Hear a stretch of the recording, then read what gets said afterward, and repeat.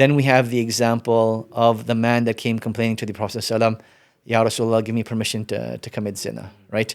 Young man, clearly distraught, wants to commit zina. Natural reaction of the companions, how dare you, get away from us.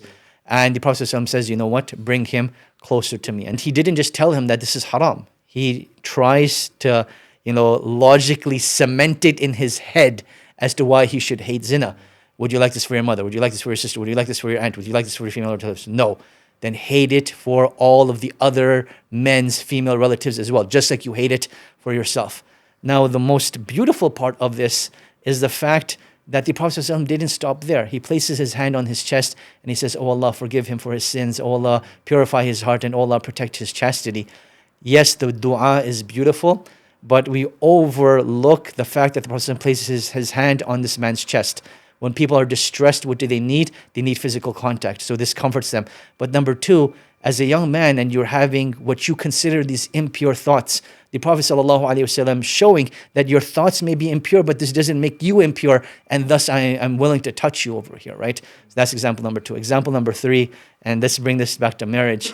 One of the things post-enlightenment that the Prophet ﷺ is unrightly accused of is marrying Aisha radiallahu ta'ala anha at such a young age, right? But is there any incident in the seerah where Aisha radiallahu ta'ala anha shows that she's unhappy with the Prophet ﷺ, or she's discontent with the relationship, or she feels that this wasn't right? Never, ever do we see that. In fact, we see the exact opposite, and that's what I want to highlight over here in Sahih al-Bukhari under the chapter of the anger of women, right? The Prophet ﷺ, he summons Aisha radiallahu anha and he says, I know when you're happy with me and I know when you're angry with me. She says, Ya Rasulullah, how am I when I'm happy and how am I when I'm angry? And he says, when you're angry, you say, by the Lord of Ibrahim, such and such will happen. By the Lord of Ibrahim, you will do such and such. And when you're happy, you say, by the Lord of Muhammad sallallahu alaihi wasallam, you will do such and such. And by the Lord of Muhammad sallallahu alaihi wasallam, such and such will happen. And Aisha radiallahu ta'ala anha, and again, you can fill in the details, even though it isn't specifically mentioned in the hadith. You can imagine she blushes. She was known as Al-Humayra. And what does she say? She says, Ya Rasulullah, even though the words may change, my love for you will always remain in my heart.